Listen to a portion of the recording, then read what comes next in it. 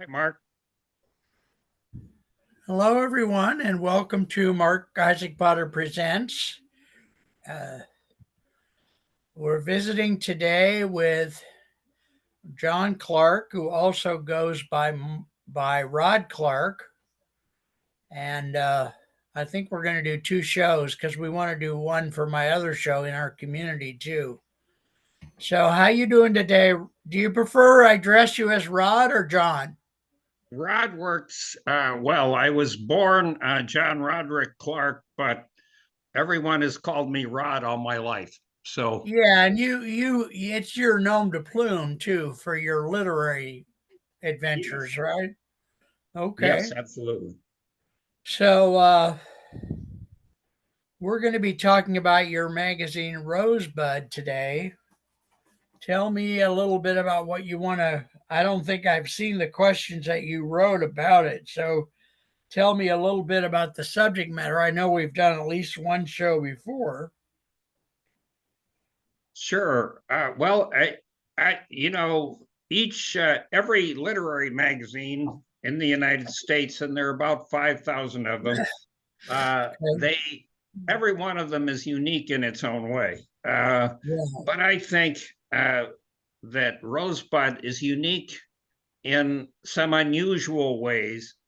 And in a sense, I believe that it's a one of a kind literary magazine in the United States that does a lot of things that other magazines don't do in the same Right. way. So, and I think there's a lot of paradoxes built into the nature of our existence. Okay. I Uh, wouldn't doubt that. I have a lot of paradoxes in my life. I know that. So I like to have so much medical. I have pairs of doctors. I mean, oh, docs. Yeah. oh boy. All right. So tell us a little bit about your magazine and what's different about it than other ones. Okay. We've been around since 1993. So I guess we're going into our 31st year of national Okay. publication. Okay. Um, and we're in a lot of Barnes and Noble stores around the country and independent stores as well. And we have a subscriber base on top of that. Um, so we're in one sense, we're a big magazine, but we're also, as I am fond of saying, the magazine from nowhere put out by not much of anybody. Uh, we're produced in the smallest out of the smallest incorporated village, actually in Wisconsin, Rockdale. And actually, we're a couple of miles outside of Rockdale. Yeah. You're speaking to Rosebud International Headquarters, uh, which Okay. is which Right is there a in your kitchen.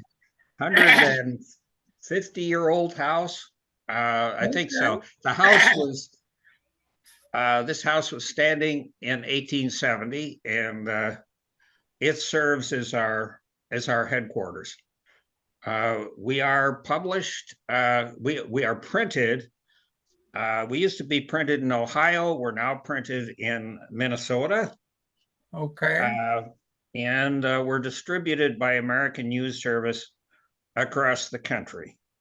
Okay. Um, so we have this paradox. The subtitle under Rosebud on the magazine cover, it says the biggest little literary magazine in America. And Okay. on one level, I have no idea what that means, Yeah. but Well, a good tagline anyway. it's a tagline. I like the tagline, and one of the reasons I like it is that it speaks to the one of the big paradoxes, Yeah. uh, the big little thing. Yeah. Uh, we don't have a huge circulation. On the other hand, we've published a lot of famous people, and I think we've inspired a lot of people. And uh, we've had some important influences. So, in a sense, we're big and little in that respect. We Yeah. also we've published quite a few famous people, but we've also published a lot of people you've never heard of until, of Okay. course, they appeared in the magazine. Right. Um, so, and for example, we have, and this carries across not just into literature, but into art. For Okay. example, we have had two issues that were illustrated by photographs of quilts that were made by a friend of mine. He was a man who had MS and had very difficult time making quilts with his hands. He made beautiful quilts. We had photographs of those quilts featured in two issues of the magazine. But Okay. on the other hand, we have an issue uh, that has a painting by Paul McCartney on the cover. Oh my gosh. And How that did you issue, manage to get that? that issue, that issue also had an essay or an interview with Ray Bradbury in that issue. Jeez. And that issue also had a diatribe called Jewels on the Beach. And Jewels on the Beach was my reply uh, to poets and writers. For 2 years. They dropped, they wouldn't give us free ads for a contest, which they normally give free ads to contests that order prizes of 1,000 and more. Right. They turned us down 1 year because the contest was for science fiction. And Hmm. they said that science fiction was not serious literature, so that's why they wouldn't give the free ad that they would give to everybody else. Oh, So, jeez.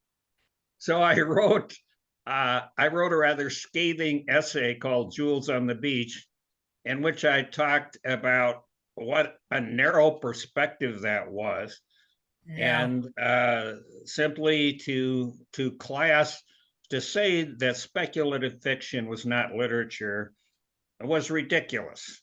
You know, Yeah.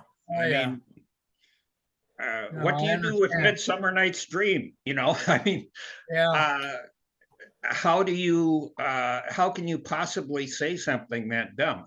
But I was more sophisticated than that. But at any rate, that essay, I kind of attacked poets and writers for that stupid decision. And ironically, a couple years later, they ran ads for that contest again. So, so they changed Oh boy. They're their tuned, tune. huh? All right. Now Uh, you're saying Rosebud is different than other literary magazines. In what way is it different? um, well, there's a lot of paging through it. You'll see a lot of differences. Some are superficial. For example, we have our own literary cartoon strip on the inside back cover. And we Okay. sometimes do graphic literature presentations in the magazine, but uh, there aren't many literary magazines out there that have a cartoon strip on their Right, inside back cover. right, right. But so there's superficial things like that. But start with a table of contents, and you'll begin to see how different we are. Most literary magazines um, set up pretty rigid categories: poems, uh, stories, Right, uh, right, essays, and right, then they have some sort of order that they put those things in according to their aesthetic taste inside each of those departments. right, And then there's an editor's introduction talking about the issue and so on and so forth. And that is such a standard and such a cliche that you'll see it in 95% of literary magazines. Uh, right. we don't we don't artificially structure an issue that way. I would like to say we grow an issue. As Okay. poems and stories come in, it's as if I'm playing canasta and I'm taking cards or taking submissions in and sorting them. Oh, this one is a compliment or a counterpoint to Yeah. this piece over here. I'll put it here Right. temporarily. And Okay. then as the hand grows, as the collection of fiction and poetry grows, I keep on reorganizing it into tonal groups. Right. So instead of imposing a structure on what I have, instead, we try and kind of grow the magazine, I guess you would say. We Okay. grow it and we sort the pieces as they come into tonal groups. Then we make up titles for each tonal group. Okay. Okay. Okay. And then we sequence the tonal groups with those new Okay. titles. And Okay. then we sequence the pieces inside uh, those tonal groups. Okay. So Very nice. Very nice. what you have is a structure uh, that, I mean, there's some rationale to it, but it's very organic. Generally Yeah. speaking, you want to put heavier work toward the end of the issue and lighter Right. work toward the front, so Right. Right. people can work up to the more serious pieces. Right. Right. So there are some continuums that we do perhaps in a traditional sense. But if you look through an issue of Rosebud, you'll see that it's just a sequence of departments, each one with a unique name, Okay. that are sequenced. And it gives Right. you a marvelous way of structuring an issue because once you've assorted those tonal groups, you can sequence them any way you like. Yeah. And you can sequence the elements inside them depending on how you want to build the dramatic sequence in each department. Right. Okay. Okay. That's cool. And do you guys carry advertising? Yes, we do. I would say it's the kind of advertising we carry is often for people that want to deliver a special message to a literary demographic. Okay. And but it's more prestige than effectiveness in some ways because it is uh, uh, we're not a huge magazine. We have a pretty big impact, but we're not huge in numbers. No, but I'm not going to ask you for your numbers, but I would imagine that compared to some literary magazines, you probably have a bigger audience because you are nationally distributed That's by a right. real distributor. I don't most literary magazines, especially the smaller ones and the medium size, don't have a distributor per se. It's No, just the editors that's trying to figure true. out how to get it out there. So, and It, also your you know, magazine has a glossy appearance, right or not? I've got yes, one here. I just didn't grab it before the interview, so it has a sure. glossy appearance, which a lot of literary magazines do not do that. They do the matte finish kind of thing. Uh, Well, the thing is, we were started with a kind of a paradox, with an oxymoron, if you like, yeah, where I love morons. So go ahead. Yeah. yeah, uh,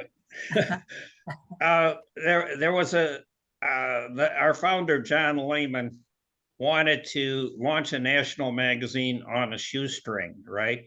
Okay. Which was a ridiculous idea, actually.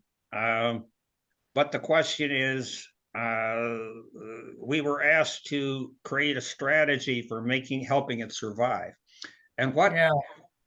what I finally decided was that the magazine absolutely had to sell itself because we had virtually no money. And Right. Well, so very it had, typical of magazines. They don't have money. we don't have money. So that meant that if you're going to get a national audience, that means you have to get in stores. If you're getting in stores, and that's your platform, then you have to have something that can pop off the shelf. You need Right. Right. something that's going to appeal, uh, not just in the sense that people say, oh, that's a cool cover, let me open it. But when Yeah. they open it, you want to have an internal architecture that will catch their eye somewhere when they're looking into Okay. it, Okay. and so that as they enter the attention trap, if you've Yeah. built your attention traps well, Yeah. you'll not only get them to lift it off the shelf, but you'll get them to open it, you'll get them to Right. dive in, you'll get them Right. to get interested. Yeah. And so that was my strategy. I was the magaziner of the three of us. We had an Okay. art director. We had John, who was an author and a marketer, a salesman, but he didn't know anything Right. about magazines, and I was the Right. magaziner. And So when you say magaziner, you mean yeah, editor? Did you do the layout as well? And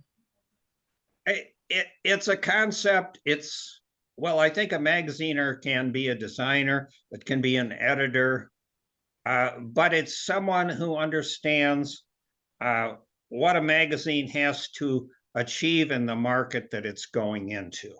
okay. And I had a background in small press magazines in my late teens and early 20s.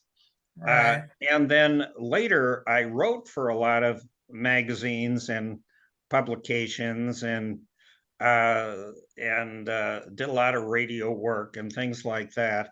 And so I had a sense. Oh, and then later, I was the editor of a string of lifestyle magazines for banks and credit unions. I once Okay. had I once had 500,000 readers, many of them Jeez. in greater Cleveland, for these lifestyle magazines for banks and credit unions. So I knew Okay. something about magazinery, Yeah. not just the editorial content, but how the visual elements of the magazine Yeah. and the structure, the way, uh, not the visual elements and the editorial elements, and also the structure in which they interlock together Okay. and, Okay. and create a total image. Someone who does that, who concepts the whole thing, I call a magaziner. Okay. All right. Great. Okay. So tell us a little bit more about Rosebud. Like, I know we can find it at Barnes and Noble. Give us your contact information. Oh, Uh, sure. what you want us to have, how you would like people to contact you, and I'm imagining writers can submit to you as well, and that's on your website. Give us your website and whatever else you want us to have. Yeah, it's www.rsbd, Rosebud without any vowels in it, Vowels, right? rsbd.net. So if you go Okay. there, you can get to our website. I also like to get calls from people interested in the magazine and authors uh, and people who want to subscribe or who just want to talk about the magazine. They can call me at 608-423-9780. And I like talking to people. It's the only marketing we do aside from being on the bookshelves in the stores. Repeat The your only marketing we phone do. number a couple more times if you would. Repeat your phone number a couple times if you would. Oh, sure. 608-423-9780. That's area code 608-423-9780. Very nice, very nice. And the website is rsbd.net, Yes, and that they can find out how to submit from there absolutely. And and, subscribe. It's all there. and subscribe. And what are this thing about advertisers? A lot of magazines do not have advertisers. Who's what is the nature of the advertisers? You said it was people who wanted to get a special message to a literary demographic, but what does that really mean? Well, for example, people who are, uh, one example that we have fairly frequently is uh, people will contact us who have novels in translation from other cultures, Okay. from Europe or Asia or whatever the Right, translation is from, right. and they want to break into the American market. And we're not Okay. a big advertiser, but if you're putting together a package of advertising Yeah. for a book that's not mainstream, Yeah. and you want to get a readership, and you're trying to put together a package of advertising, we may not be the main the main place to put an ad, but we're kind of the Right. pickle on the plate. Okay. We're colorful, we're unique, our presentation is good, the ads look good in the magazine, it's in Barnes and Nobles across the country. So Right. for someone who has specific targeted goals, especially for works or skill sets that you want to introduce people to, I think it's a pretty good place to be.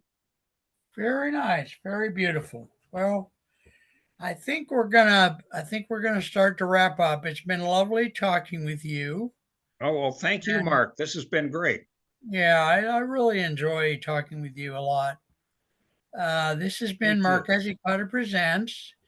I'm obviously your host, Mark Isaac Potter, and we've been visiting today with Rod Clark, who is the editor and I think one of the co-founders of Rosebud magazine out of you're in Wisconsin, right? So That's out right. of Just outside of Wisconsin, outside of Rockdale, Wisconsin, okay. So how which close is to Milwaukee is that? it's about uh almost 30 miles from Milwaukee. Which is what, a half Rockdale, an hour, maybe, huh? yeah, it's about About a, halfway between Madison and Milwaukee, and okay. Okay. it's the tiniest incorporated village in Wisconsin, I guess. All right. Well, Hence, ladies and gentlemen, yeah. Go ahead, Rod. it's You have about something else? 3 blocks long. Okay. Very nice.